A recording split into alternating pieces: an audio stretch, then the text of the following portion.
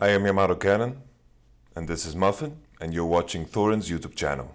Right, by the way, along these lines, there's definitely something I want to get into. I've actually found something very similar. Like, I would say in general, I would say a lot of my best ideas or most interesting, like, unique takes come from looking at stuff not even in esports, looking at totally different fields, like either games like chess or snooker or something, or sometimes even just philosophical concepts. Like, I've sometimes found things in, like, so like Confucius thing, like, oh, wait, that could even apply to, like, fucking esports if you think about, like, the way teams work.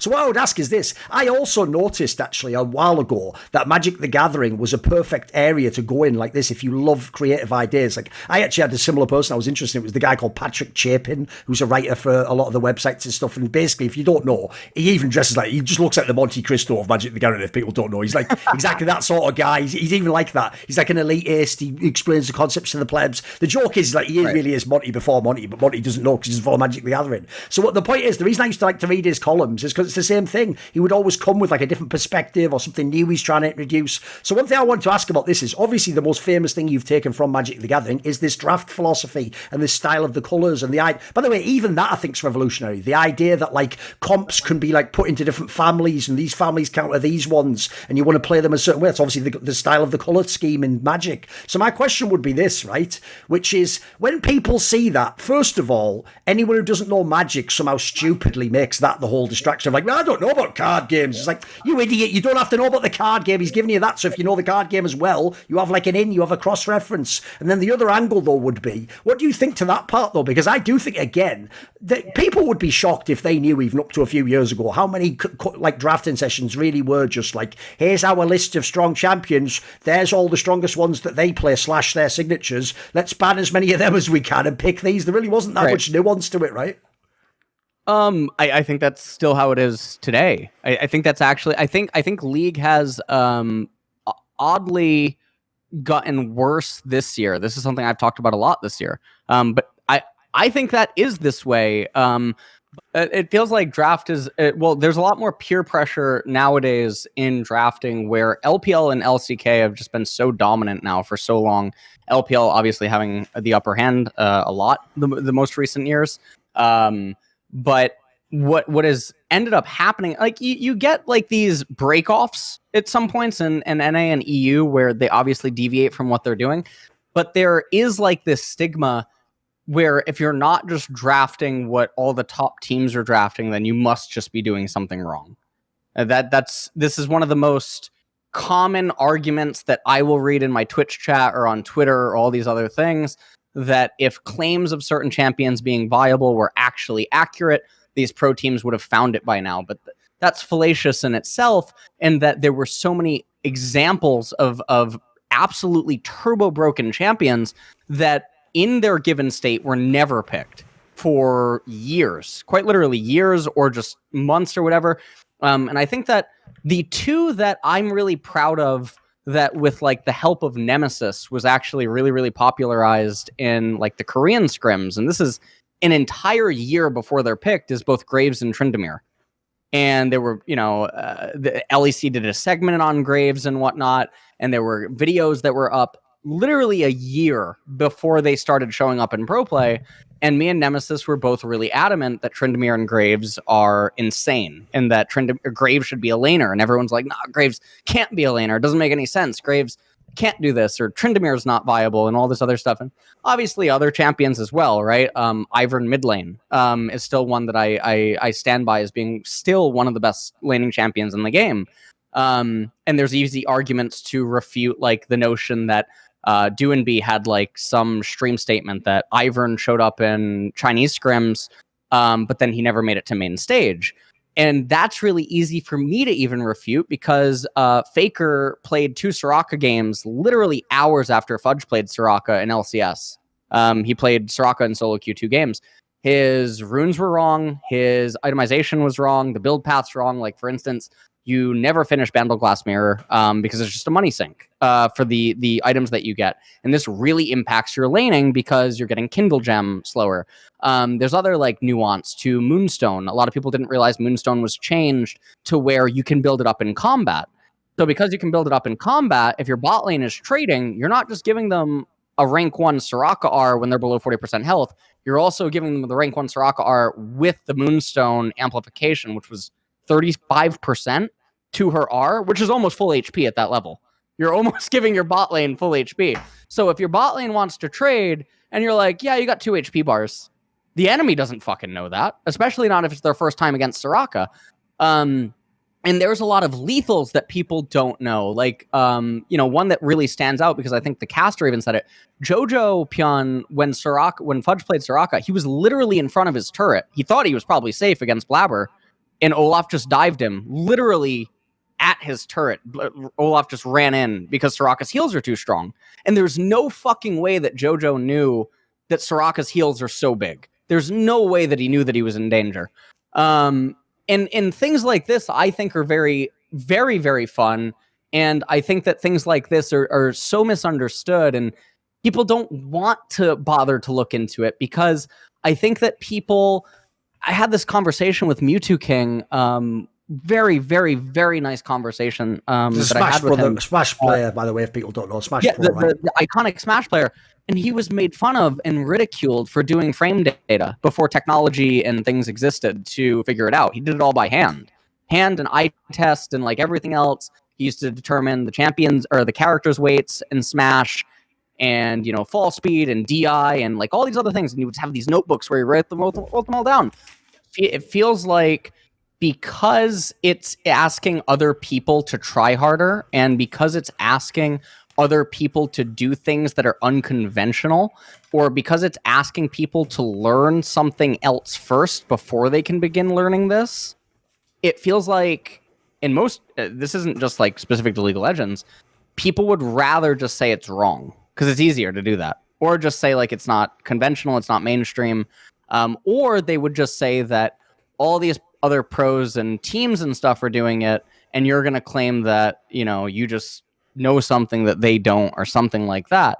To which, I mean, the introduction of knowledge argument is like really, really easy to this, where things are defined up until a certain point, which is like theory with quotation marks, but the introduction of new knowledge can alter aforementioned theory on like a matchup or something like that. And the examples that I always like to use is, I try to use like patchless games. Someone might say that League gets patches every 2 weeks. We know that the patches are not impactful, right? Because this is a main complaint by a lot of pros. That's why the meta stays the same for so long. The changes are oftentimes not actually sizable enough to move the champions that much, unless like Riot really does something. And thus we've grown dependent on new releases. But other examples would be like, imagine taking a modern day chess player who maybe is very vocal. Like someone that comes to mind that obviously could strike me as not abrasive, but like he's obviously willing to be aggressive if he thinks that something is going wrong, is like Hikaru, right? Nakamura, in the event that maybe something stupid is being said.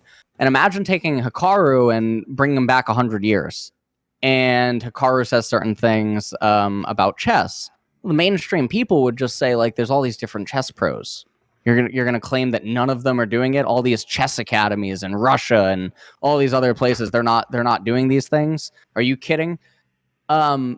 Which isn't attacking the substance of the argument at all. It's not engaging with what he's saying. It's just simply refuting that it must not be right because no one's doing it, or that even as much as he's talking about it, no one's doing it.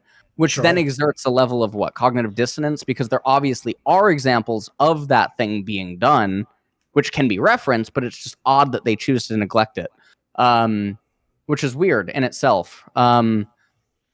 So this is a mainstream problem, and I think that the inflation of money in esports, with salaries and teams and everything, I think that this is also a direct contributor to this becoming a problem, where people are not as determined to actually get better anymore as much as they are with trying to maintain where they're at, which factors into job security and complacency, as well as attempting to sabotage others in order to maintain your stay, because the money is so insane relative for the effort needed. I would say with probably like the utmost confidence that pro players in the past probably worked harder than pro players now. It feels like money made people less competitive to get better, but it made them desire more to keep others down. And obviously, with how good everything is, you don't want to lose it. That's the mindset for most pros now.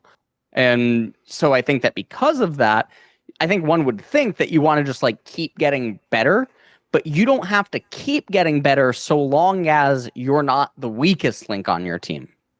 When you're the weakest link on your team, then there's a problem. But as long as you're not the weakest link on the team, then you're going to continue to get by. But what that it's that famous analogy, that, like, you know the story where they say that in Africa, they say like you don't have to be able to outrun a lion, you just have to be able to outrun your friend, and then he gets eaten by the lion. Yes. It's like that philosophy, right? Yep. Same thing. Yep. And I think that is something that has happened, but obviously, I mean, you can't say for sure that is what happened. It seems like there's less attempts to just do so many things. And I think this is why I keep pointing to mathematical errors, right? Because those are the ones that are just so inarguable that, you know, I don't have to deal with the practicality. I mean, the Leandri's one was the classic one, right? That really was the one where mathematically sometimes it didn't make sense. Yeah. Right. That's the one that's mathematic. And Lord Dominic's versus Collector is another one. Because remember, the response of the mid laners, dude, they were always just saying things that weren't about reason. They were always just going, yeah, but it feels like, yeah, but you know, it was always like some weird emotional angle they had, didn't they? Yes. And it's very odd that it happens. And this has happened even with players that I have coached, and it's very odd to engage with it. It's almost eerie in the sense that you can show them and it's like it doesn't matter. Like something is like very odd. One of the examples I gave on stream recently was so for instance, Yumi, right? She's very popular right now. A lot of people complain about her. Sometimes people build AP on Yumi. And one of the things that people don't realize, or at least, you know, since like the change or whatever, is that Liandry's would deal more damage than Luden's if Liandry's is allowed to burn. If Liandry's is allowed to do its whole tick, then it will end up dealing more damage than Luden's on Yumi. And this isn't like a revolutionary thing. It's just the way that Liandry's works with its dot damage and whatnot, depending on like the champion's base damages and ratios and everything else. And so Yumi really wants ability haste. And then if you're building Yumi as AP, it's because you obviously want Yumi to deal some damage, but she pokes with Q. And then obviously her R is the engage. But that's it. She has her Q poke, and then she has her R. And I remember showing Winsome on Cloud9. I talked about this in January on stream when it happened. Winsome, there was a couple of scrims in a row where he just kept building Luden's Echo. And I just told him, like, you know, Liandry's deals more damage, right? And he was like, you know, he like squinted and he's like, Liandry, like I was speaking an alien language. And then he went into a practice tool and he sat in the practice tool for what must have been 20 minutes with several different dummies open, and he would constantly just keep altering their magic resistance and, you know, armor and HP and everything. And he'd hit it with Luden's and he'd hit it with Liandry's, and he'd see the difference. And then it wouldn't make it. Then he would go back to the fountain, sell the Luden's or sell the Liandry's, do it again, and then he'd buy more items. He'd buy, you know, another AP item with Luden and Liandry, and he'd do it again. And it was like he couldn't believe what he was looking at in terms of the damage being so different. And like this stuff is odd to me. And then it's confusing that, like, so we didn't play Yumi again for a long time, but then when he got to North America and he played some solo queue games or something, maybe it was Champions Queue, when he played Yumi, he built Luden's again. And it's just, it's, I don't know. What is that at that point? I don't know. But it's something that I can't comprehend. But what I do try to do is I try to pick the fights that are mathematical. But one of the things that I really, really have pointed to over the last couple of years is that I feel like League of Legends progression, macro-wise, stopped kind of progressing somewhere around Season 8. Season 8 or Season 9. This was around the time where split pushing really did stop almost existing to some extent. Not because of necessarily Riot's balance patches, but because pro players got a lot better at understanding minion wave timers and knowing like how long they would have to get back to a turret. And obviously, yes, there have been some Riot patches. That's what I think some morons might say that would cause split pushing to not be viable, even though it continues to exist in solo queue. But in a competitive environment, the ability to hold the turret, bounce the wave back, and understand teleport usage and everything has become a lot better. And I think that it was around that time that split pushing and a lot of lane allocations and assignments started to get very comparable to what we see today. And Herald, which is another mathematical thing based on EXP and gold, there is some nuance to the Herald argument about like the value of mid turret, or like turret damage and tempo and all this other stuff that it's very difficult again to engage with. And one of my favorite videos that actually I tweeted out a long time ago, there was chess grandmaster Daniel Naroditsky that talks about space advantage in chess. And he talks about transformative value of space, and he uses various analogies. I tweeted it out at some point. I'm pretty sure if someone searches like LSXYZ9 chess GM Daniel, the tweet will end up coming up. And I try to attack the Herald argument in a really similar way of transformative value. Something does not have inherent value unless it transforms into value. One of the best examples of this is in a post-apocalyptic world. It doesn't matter if you have $10 million in US cash. It has no value because the value is given to it. It has transformative value in the modern world because of the things that we give it, right? Things of that nature. So when people say something like mid-tier 1 turret is like really important, or you need to get mid-tier 1 turret, or this vision's important, I sort of at that point just roll my eyes because it's not really saying anything. It's a lot of just dead words in most cases, because they're not talking about the transformative value, or if they do, they normally angle it from a subjective view for one team. And that's also dishonest. And coming from an RTS background, and again, I talked about all of this in that like 4.5-hour video that's going to be uploaded on my main channel soon. Coming from an RTS background, I understand the progression of skill utilizing the fog of war, deductive reasoning, and economy, and timing attacks, and all this other stuff, and how good StarCraft pros eventually got with just absolutely no information. And the idea that League of Legends pro gamers, 5 of them together in a call in a pro game, can't do what StarCraft players and Warcraft players have been doing for decades is ridiculous. I think it's really dumb. I've got a good question that ties into this. Here's a good segue.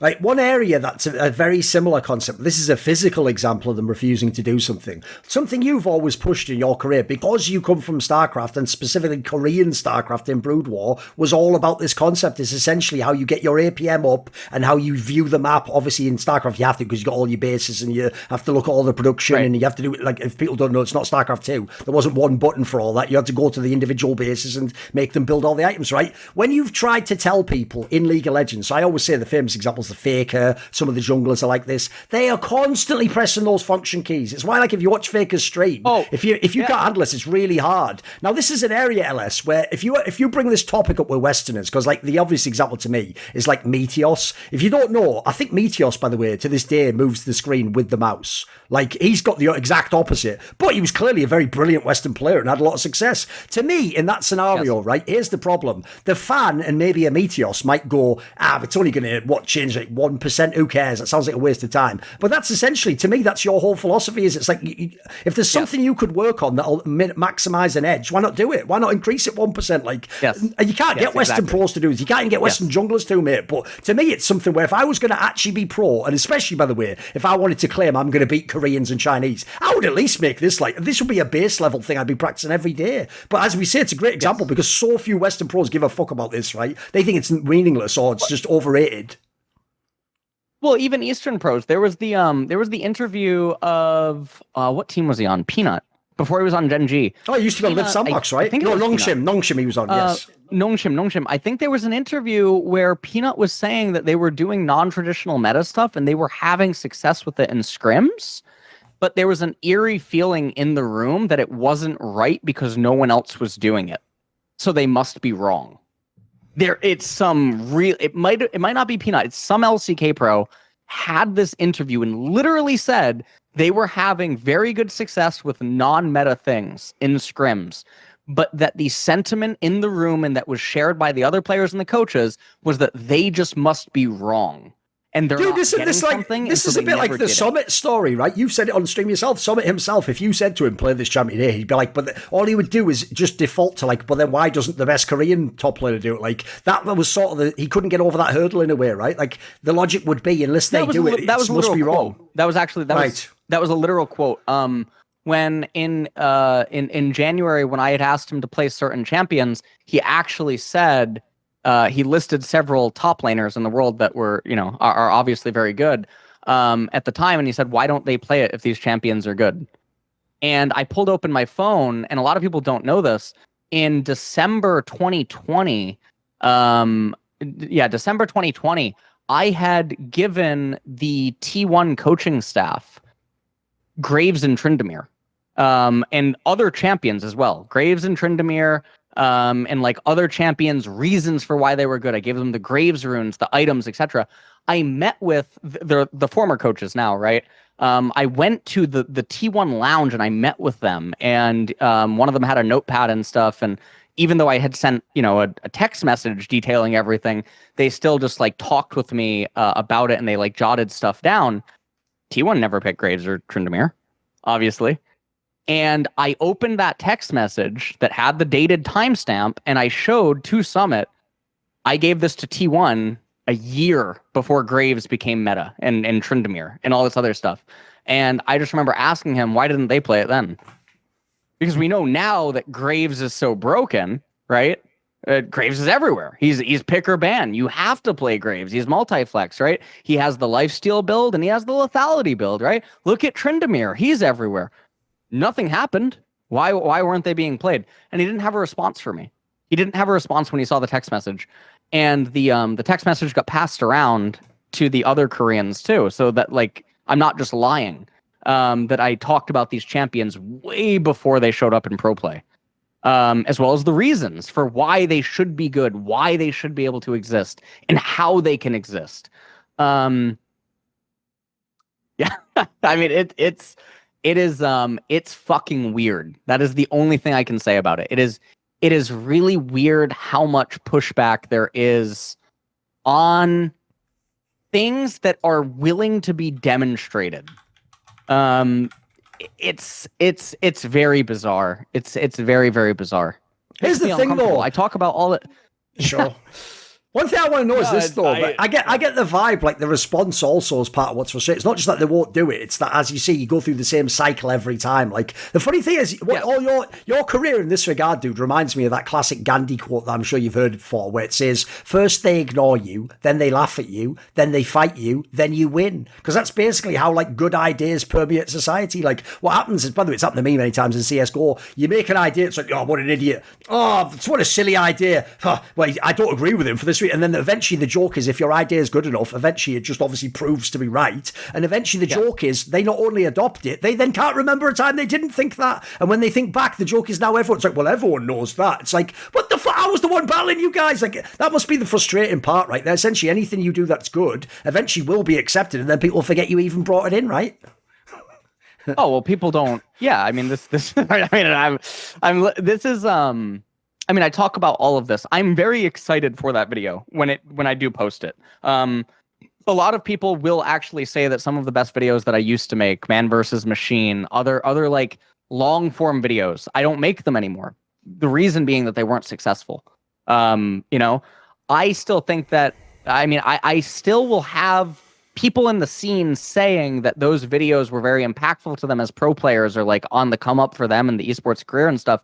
I feel so happy that I finally had the energy to actually go through like the painful talk that is these processes, how it's illogical that they're fought back against so much. What do they stem from, parallels, and all this other thing. I did it the other night on stream after the T1 Dom1 series. It was like 4.5 hours. And then I had an emotional breakdown as soon as the stream ended.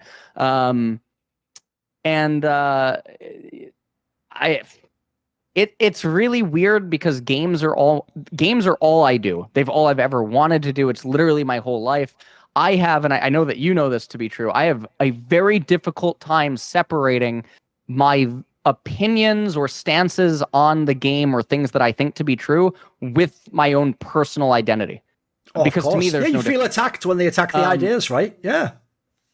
It's because it's ultimately like saying that something about me is wrong, not that the idea is wrong, because I feel so deeply just woven into the idea, right? But this way, you know what? This is a perfect moment where we could bring up a little topic. I was thinking maybe we would address at the end because it's a frivolous one for your interview, but some of your fan base might want to know this. This is basically why people think this interview would never happen unless they think we hate each other or you hate me and that you're never going to do any content when the event. Because obviously a few years ago when it was during Worlds, apparently I didn't know this. You'd done a whole stream that day defending BDD, and then I just made a comment about like in the group, I thought like he wasn't the best mid or whatever. Like I made some like throwaway comment on Twitter, and we had like a back and forth. But as you could see, it super escalated really quickly. Even though to me it's like, what the fuck? I'm just talking about BDD. Why are you taking it personally? Now in that scenario, true, there is the context that you maybe thought I'd seen your video and was directly addressing it, which I wasn't. I was actually just giving a throwaway I thought tweet. You were in the stream. Yeah. So the problem in that case there is, to other people, they'll be like, how could they blow up? Or they'll assume that means we aren't friends because we blow up that way. But actually, it's more to me. I was sort of being like, why is he taking this personally? I'm not attacking you, dude. Like, what the fuck? But the problem is, you took that in a setting. You thought essentially I was intentionally in saying BDDs by trying to attack you in a way, or your credibility or something, right? So I think this is a pattern that's repeated in your career, right? Yes. I can't separate myself from games. I don't know if I ever will, but it's very, very weird. I think as I myself begin to grow more complacent and detached from my old passionate self, I think that I'm slowly moving away from it, which also stems with like, finally, I actually did manage to take a break. Like these past couple of weeks and things, and I think there's a bittersweetness to it in that I witnessed my own fuel sort of dying or dissipating, that got me to the very fortunate position that I'm in right now in esports. And it's very sad because I just imagine that this is what maybe happens to others, that breeds the complacency and other types of things. And when I begin to talk about it and when I have conversations like this, I actually feel it goes in the opposite direction. It sort of like reinvigorates that type of stuff. But it's just, it's hard to get going when so many things seem so futile. And like you just mentioned, like about the processes, I think that from 2018 to 2020, before I started getting very large, it's literally that process, which I referred to as casting the seed of doubt, which is so many people thought I was wrong on Morello Leandri, right? That was a 2-year campaign. And Riot bestowed upon me one of the greatest accolades that I think that they can give anyone, which is I was added to the game as an Easter egg. And I was the first person that Riot ever added to the game in 6 years since Total Biscuit. And that was, I was very emotional because that was like an objective statement to me that I had done something. I had persevered through so much bullshit, and there was like a reward. There was a light at the end of the tunnel. And that day was one of the most emotional days for me in esports, along with joining T1. I think that those two are the most emotional days in my entire career that I would think of. And I guess like, oh man, where I'm going with this is I think that once people saw I was right with Leandri Morello, that people who just immediately disregarded me, there was some like seed of doubt, like, wait a minute, maybe he's actually right on things. But they're unsure because they actually don't fucking know me. They only know me from clips and highlights. And they don't have engagement with me. and then it happens again, and then it happens again, and yeah, I mean, I think that it just kept happening. But now it's like in this weird phase where it's almost seems like people have grown tired, that more things seem to crop up. And I directly attribute this to the aforementioned complacency. And it feels like LoL is getting oddly worse in the last few years, because everyone is screaming doom, right? Viewership decline, stream death, YouTube viewership down. Everyone's screaming death. And so while everyone's screaming death and it just seems like there's negativity everywhere, along come me and I'm like, that item's wrong, this item's wrong, this isn't good here. It almost seems like, again, it's turning. And like, people don't want to hear it. And or not hear it, but like, because it's challenging people to better themselves or to think critically, whilst there's so much, other shit going on, it feels like there's some sort of resentment towards it, and it's so weird, as if like I keep doing this or I keep finding new things, but I don't understand why I would ever fucking stop. Why would I stop? Oh, I see what you mean. They think you're sort of like a hipster, like you always have to be on like a different take than everyone. You always have to think you got the new thing. That's what they think you. So they essentially think like, put it this way, I was going to address this later, but it's sort of like that. Like, here's the reason why I went so hard, if people don't know, on that Cadril video where he sort of like on stream said about LS some kind of a bit, I would say reductive and a bit hyperbolic things himself about LS. Like he implied like 99% of your takes, like, like out there in the wild or whatever. And obviously he did that. He even said it himself. He was like, yeah, maybe you found a few things like the moon staff, but like all the rest. That's the reason why I attacked that, is because to me, that was almost like he was like an avatar of all the people critiquing you, because they would say the same thing. They'd be like, oh, you push it too far now. Maybe you had something with like moon stuff, but now you're just trying to find something in every, whereas it's not, you're actually genuinely trying to be on the cutting edge, right? Yeah. And there are always going to be new things to discover. Yeah. What's very funny is in that video, which me and Cadril are very good nowadays, right? I mean, I heard you doing a show for Worlds, right? In that video, he actually cites things that I must be wrong about, like in Modern League, right? He referenced specifically in that video, Rocket Belt in Italy. What happened 6 months later? I like that's funny. That one to me is that one, like, there's things that he actually says in the video that eventually do come to be the popular consensus, but it should not have anything to do with popularity. Sure. It should have to do with practicality, math, and reasoning and transformative value, but no one seems to care about that. By the way, one thing I wanted to transition to, because I think this is exactly the point to do it. Another thing they miss is this LS. It feels to me like, because I've noticed this happens, the joke is other people will always take their limitations and project them onto you and make it like it's your limits. So I'll give you an example. I think everyone else judges items, champions, comps in very, very narrow ways. Like they judge things like this. Will I be ahead in CS in the first 5 minutes? Like, that's very different from whether you're going to win a team. You know what I mean? Like, does this item just versus the item I could buy, what does it do differently? Whereas here's what I've noticed, LS. You don't just bring in an abstract concept like, oh, you could build this item. It's always tied to the strategy that it would then inform. So I'll give you a quick example. Back in the day, one thing I used to actually be impressed with when I first talked to Froggen is in the early days with the old rune system, no player gave a fuck about runes. They all just built the basic ones or had the same ones or ran the same. Every single, fucking whatever Kazakh's mid player ran the same runes. Froggen used to himself run totally weird runes, but for this reason, he didn't do it just to be weird. His wasn't like it's better at the beginning. He was just like, it's better against this type of a champion, and because no one else runs these runes, they're not going to know what I'm going to do. So it not only gives me like an edge in the like sort of dynamic, but they're actually not going to be prepared for that. So I'm not saying this is like the better runes. It's better for how I'm going to play. I feel like that's your entire thing. And what people often don't know is how the application works. So they're only arguing, is Leandri's better than Morello, just pure general, not when you use it, right? Yes. This is, I keep referencing the video that I just did, but I really do feel so happy about it.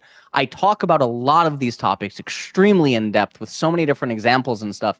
What you're referencing right now, so I just started playing World of Warcraft on my break, and it made me really funny, but almost like want to cry, that there's like these World of Warcraft players that are super casuals, like, dads and whatever, right? Because the average World of Warcraft age player or whatever which I don't actually know about. I'm just guesstimating that it's probably in like their 30s or 40s because that would make sense, at least for classic, right? Classic World of Warcraft.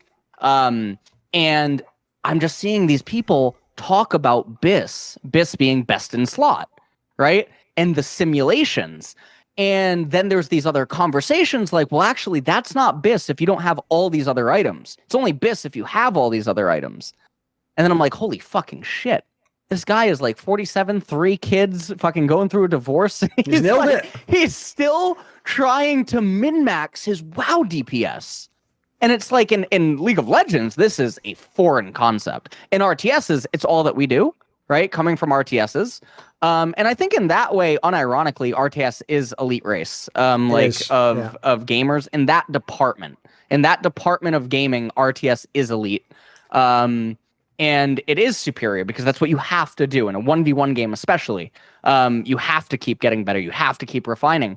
And it's so subtle, you know? I mean, you said it earlier. Why would you not take a 0.1% chance increase to win the game if it's free? Why would you not intentionally do stuff to do that? So in World of Warcraft, this got me thinking, and I'm going to make another video that's going to be filmed later on. One of the best Warlock players in the world is a frequent viewer of my stream, and his name is THD Lock, and I'm going to be talking to him about the best in slot differences and how best in slot is not always best in slot for certain nuance and all these other types of things that I think is so cool.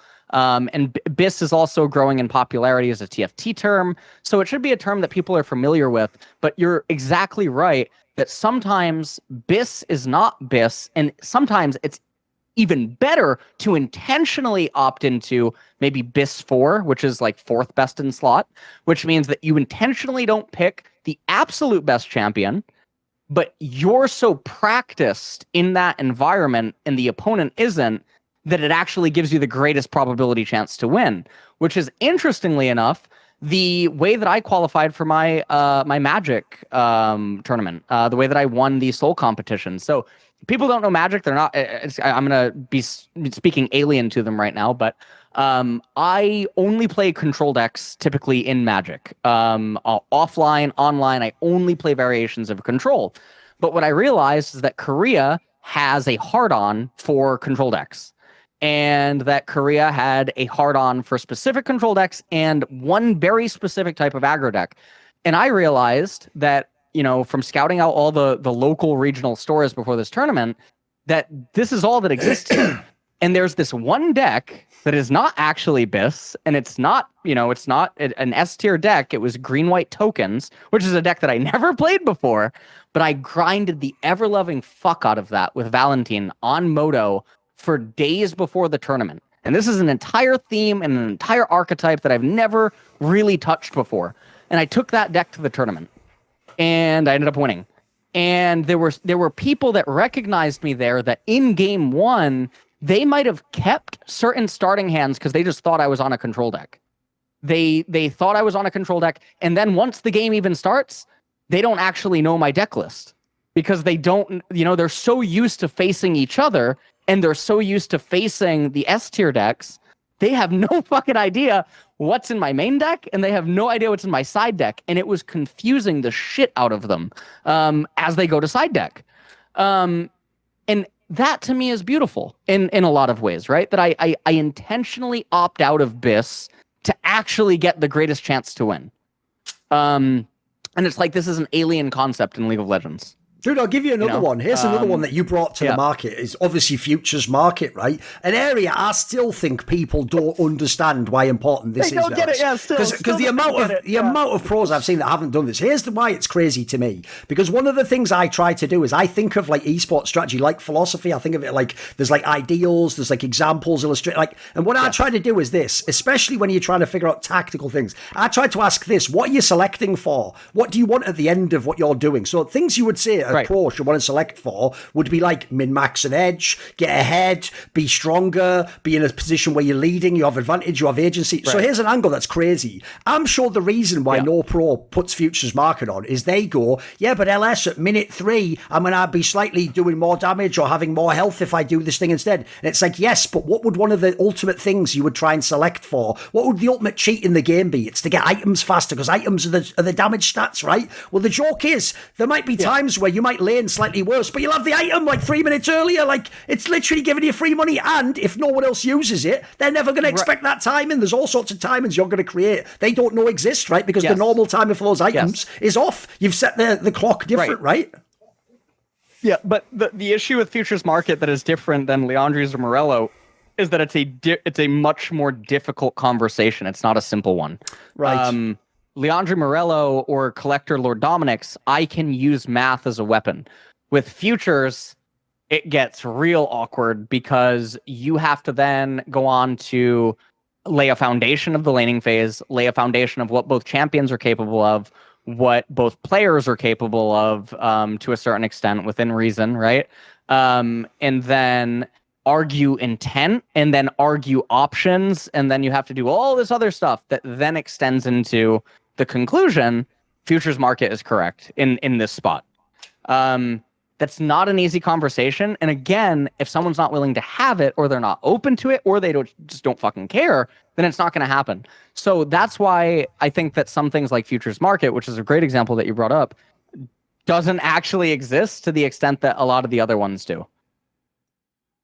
Absolutely. That's the one I really want to hit. By the way, one thing I want to come out in a more generalized topic that I've noticed about you. You actually have a slight overlap with Monty here that people might not know because obviously you present very differently. One of the things famously Monty always loved about Korean League of Legends is there's a famous game, I forget who it was. It's like Jin Air, the one with Ganked by Mom against some other team. And famously, the reason Monty loved it was like an 80-minute game where like a pick comp played against like whatever, like a fucking other comp. And like they never caught each other. They just danced around. And there was fuck all kills and it just took forever and the game ended. So the reason why Monty would love that is because that's like a chess match, isn't it? It's not like League normally, like people flailing out and crazy fights. So one thing I would say in general, I've noticed about your trend that I love about your philosophy is you love edges that just come from the game. Like, it's not that I have to actually be twice as good as you. I can just gain edges in my build, in the draft, in what I do in laning phase. So I would say as a team, the thing you've obviously stressed a lot in your career is scaling. And I think this is still one of the most misunderstood concepts in pro play ever, LS. Because people, like, here's the joke. The reason I think they've convinced teams in the modern day to do scaling is because of the bonus, which is like, if you win in any way and you've got the scaling draft, you just win.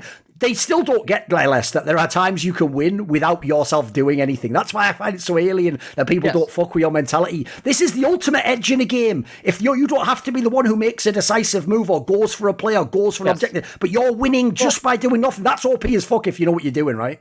Yes, inaction is action, right? But to everyone else, that's such a counterintuitive principle, It's so bizarre. I remember arguing about this with Cody's son on Twitter.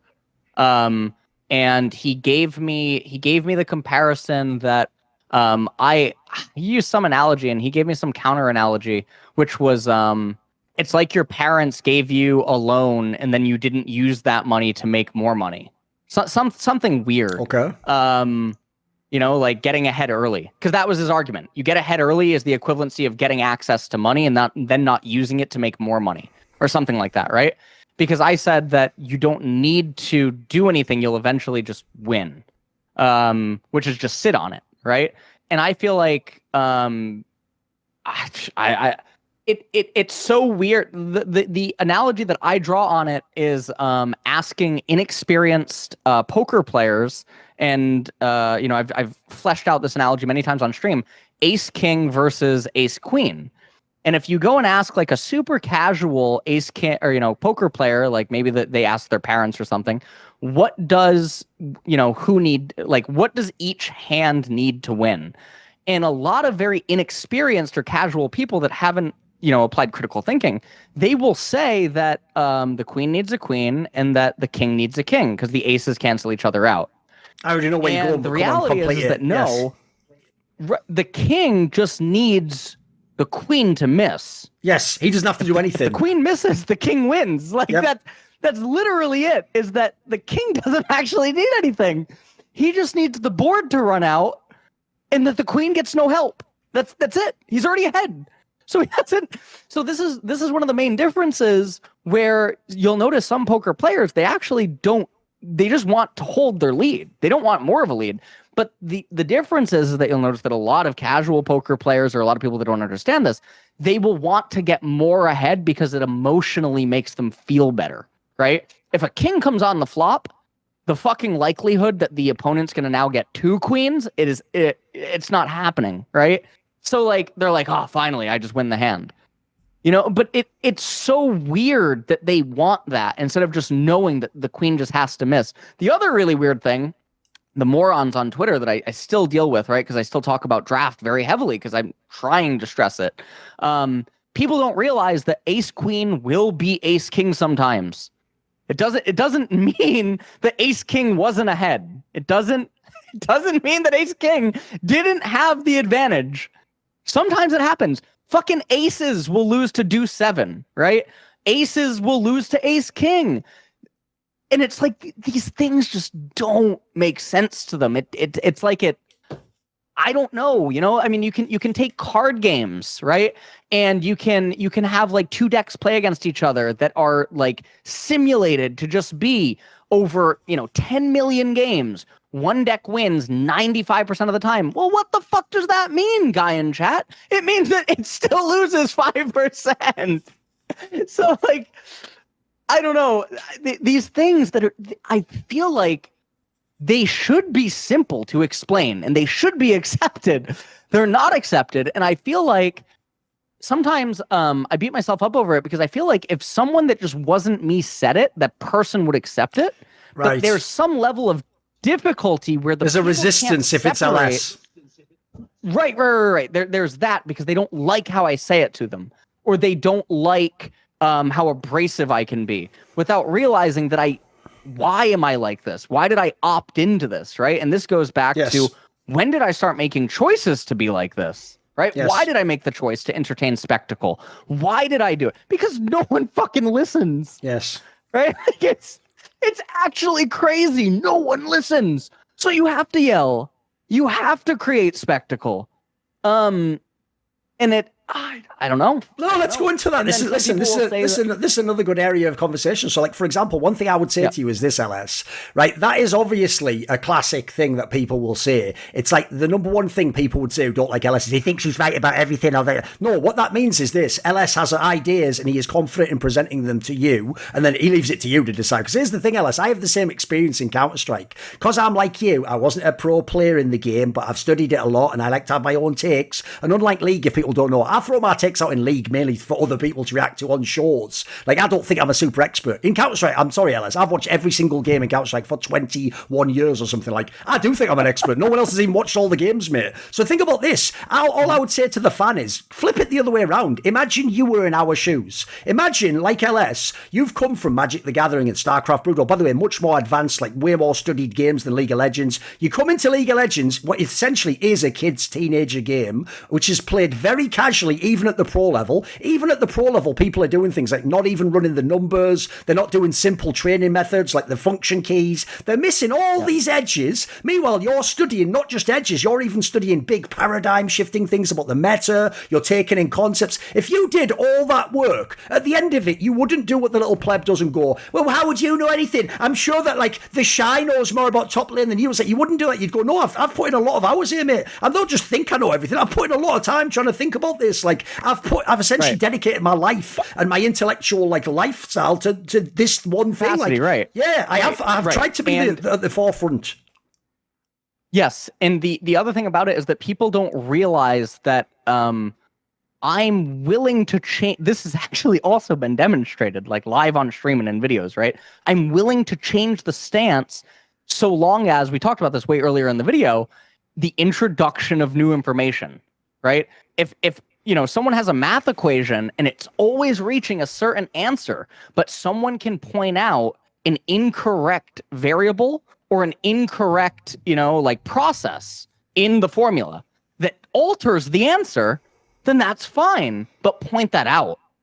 But it's like, if you're gonna appeal to authority, you're gonna appeal to emotion, appeal to populace and stuff, and use that as the argument against the aforementioned theory, not theory in the sense of an idea, but theory in the sense of something that's, again, willing to be demonstrated, which also is so odd to me. I've had this conversation a lot with so many people. It's so weird that someone willing to demonstrate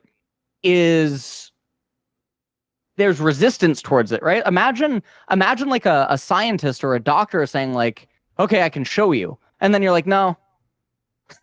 Like, but the problem is like, I used the Belveth example earlier in the video. It's very long to show the Belveth thing, right? The process of Belveth, you know what I mean? Like, sure, you can show the end product, but what if they don't accept the end product? Now, obviously, in the Belveth example, they probably would, right? But what I'm trying to explain is something more nuanced, such as like, why did I hate Renekton as much as I did? And then you draw the parallel to Belveth. It's because on game 2, 36, 48, 58, 92, 67, whatever, and you just keep going, 106, 32, 199, 211, 214, all these isolated things build up to the end answer. But in order to get someone who's not in agreement with the end answer, you now have to unravel it. You have to go back to all the games, and it's very difficult, and it's not a simple thing. And I don't know why people think it's a simple thing. But the power of grinding and playing lots and lots of games is also really valuable in itself. And that sometimes these conversations need not take place, but it doesn't mean that they're not effective or that they can't speed things up a lot. Seems like another area, by the way, that you're suffering from is also, because I have the same experience. Like, I'll give you the example. I've mentioned it many times, so people might know what I'm talking about. Right? You know, everyone, like a famous thing associated with Thorin in League of Legends is Thorin hates Reckless, right? Not true at all. Actually, the case was in 2014, when him and Forgiven were both coming up, the point is I preferred Forgiven's style of play, and I think if you want to be like the greatest ADC, you should probably be more of like an Uzi and a Forgiven than a Reckless, or like, more of the like fucking the cleanup of the bang or something. There you go. The analogy would be like that, right? Now, true, later on there are like personal reasons and drama and all, but basically the problem is this, right, LS? I'm not someone who then planned to every single video and episode mention the word Reckless and constantly go on about Reckless. But the premise goes, and this is what I wanted to bring up with you, because his fans do that all the time. Every time my name is mentioned, they bring up Reckless. Every time they mention opinions of people who hate Reckless, they're going to say Thorin hates Reckless and he hates him for this reason and this reason and this reason. Eventually, if I address that at all, even if they do it 1,000 times and I do it one for every 1,000, the problem is if you're a fan and you didn't see the 1,000 times they say it, I just look like I constantly keep talking about Reckless and I'm obsessed with him. So instead, the infuriating thing is they would be like, he's just a hyperbolic guy who hates up it. It's like, no, if you guys shut the fuck up about Reckless, I could only talk about appropriate. So I feel like you get that, which is half of the things people are remembering from your stream is the rants and when you go against people or you call them out. But some of that's response. Like, there's a feedback loop there as well, right? Yes. I mean, one of the things that you're describing right now is one of the negative associations that people will have of me is that I always seem to be involved in some sort of drama, right? There you go. Or that there's some sort of thing that is always going on with me. And this is one of the negative complaints.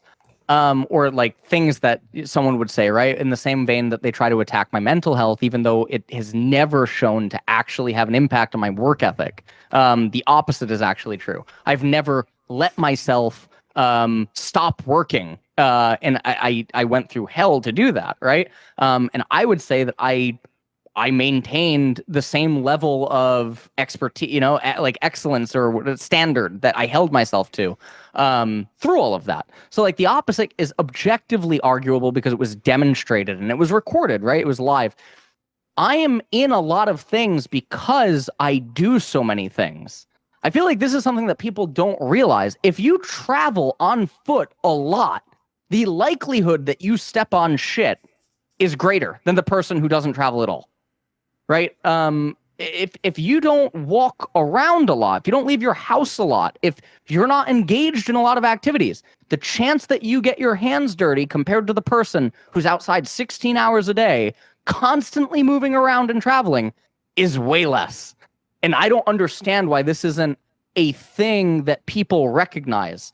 There's not a lot of people in the industry that actually were just live as much as me. And I don't just mean stream, I mean like literally everything, right? Yeah, Broadcast, stream, YouTube, content creation. There's very, very few people that did that. And I was willing to engage with everything.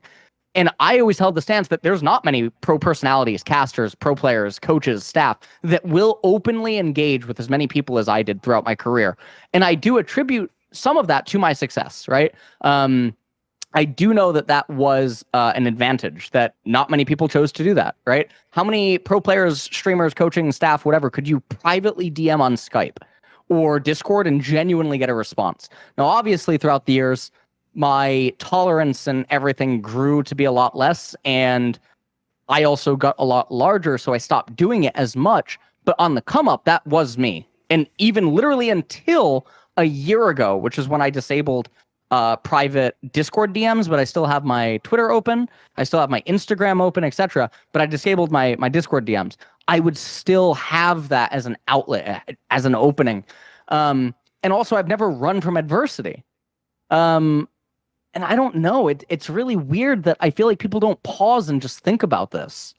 You know, it's odd. It's very odd. By the way, one thing I want to ask you about is a concept I've heard you mention in the past. Funnily enough, you actually did it, believe it or not, to defend me in a particular case that might surprise people, which was, I remember you brought it up when like you and Nemesis were like responding to that video I did about Nemesis, which understandably he wouldn't like. Spoiler, it wasn't made for him, you can imagine, it's a different audience. But I remember one thing you said was he did the classic thing that every pro is going to do to me, obviously, which is they're just going to go, well, name exactly the moment when I did that. Tell me exactly what game, what champion was I on and what laning phase. And it's like, the point you made I thought was a very good point, because I've never heard anyone else in esports get this concept, but I agree with it. Basically, I don't think that's the way that people remember and come up with patterns. I think the way they do it is from their memory. It's like sense impression. So as you said, what you do there is you're not really going and you have to find a document with 100 examples. What happens is you watch all the games, assuming the person doesn't lie and pretend to watch the game. They watch the game. It's like their brain filters the information. And then when you think of like a player, so when I say Reckless in lane, for example, people are going to flash through a bunch of images in their mind, aren't they? And if you've seen enough games, it's why, in my opinion, certain discussions are just like you're talking with a fan who likes the guy. Like when people tell me I'm hating on Reckless, if I say Reckless is slightly more passive / a defensive player and stays in lane, how many images run through your mind? It's a million of them. Of course he's doing that. That is who Reckless was in his career. So what would you say to this concept? Because I think it's a concept that you did a very good job explaining it, but I think a lot of people don't get it because they think like if you do that you're being a bit like woo-woo. But I think essentially what I'm saying is your subconscious brain will retain what's important, right? It'll sort of gather things together. Yes, exactly. And I think that people don't pause to think about how they arrive at certain conclusions. And I think that's all that you have to ask the person to do, is to ground themselves and make them ask why do they have this conclusion. And what they ought to probably have happen and notice themselves is that they are running through a lot of memories. Right? Like they didn't just reach it in a similar stance. Now, the perspective of someone who's experienced in doing this versus someone who does it recreationally or for fun or not really so serious, you're going to notice way different things than, again, someone that just does it super for fun, right? I wish I could come up with like maybe a better analogy or something.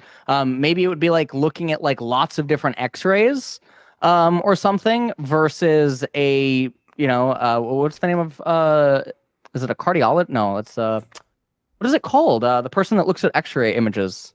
Like radiologist. Is it a radiologist? I'm not sure. I'm not certain. Radiologist, yeah. Something like that. Let me just look this up really quick. Radiologist. By the way, the premise of what you're talking about, though, I would actually say applies to League in this response. You know, when fans I watched that game, it's like you watched it for fun. You were watching people kill each other. We're watching the game trying to figure out the comp setup, the lane. Well, right. Like, we're watching different things, aren't we? Yeah. Right. They're looking at different things. I'm looking at why didn't that champion do that? What would have happened if this champion did that when this champion was here? What would have happened if this happened and this happened, right? What is the chain effect that now unfolds 2 minutes in the future because of this? Like, it's really rare that I've ever just watched a game for fun. I think that a lot of my co-streams in the last year especially, I think that they degraded away from analysis because I felt so fed up with everything. I mean, it's not like I don't do it at all anymore, but I definitely engage a lot more now with my community and chat and stuff. and I talk to them a lot more, but it doesn't mean that I don't possess the skill to do it.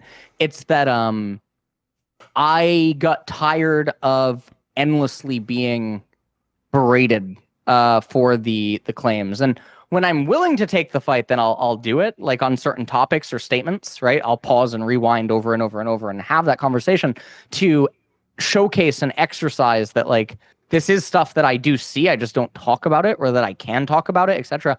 But also, in the same vein, this is why I've always said to people, like, open a VOD, like, with me, or talk to me about a VOD, which is why I started not liking talk shows as much as I once did, is because I realized there's so much context lost without whatever it is that the person's talking about from a specific game. And it was because I was just witnessing that they're prioritizing or looking at entirely different things than what I would be arguing for. And it's almost like the entertainment of those things isn't even thought of. And it's very weird. Yeah.